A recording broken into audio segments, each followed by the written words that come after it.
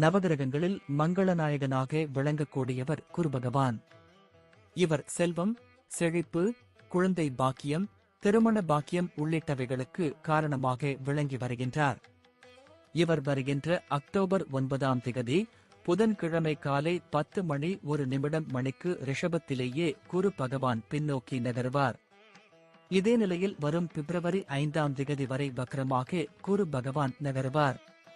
குரு பகவானால் குறிப்பிட்ட 5 ராசிகள் அதிர்ஷ்டம் பெறப்போகின்றனர். மிதுனம்.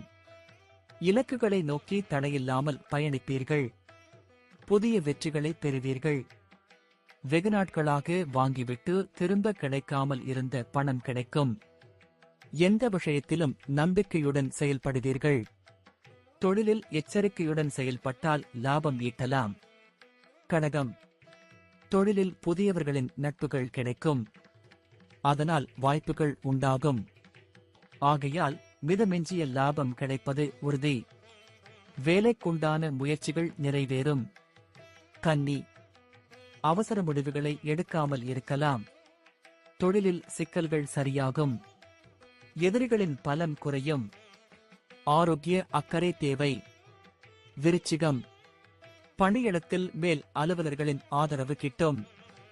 தொழில் செய்பவர்களுக்கு சரியாக திட்டமிட்டு உயர்ந்தால் நல்ல லாபம் கிடைப்பது உறுதி. வியாபாரத்தில் வெற்றி உண்டாகும். செலவீனத்தை ஆராய்ந்து பார்க்காமல் இருந்தால் சம்பாதித்து மொத்தத்தையும் இழந்துவிட வாய்ப்புள்ளது.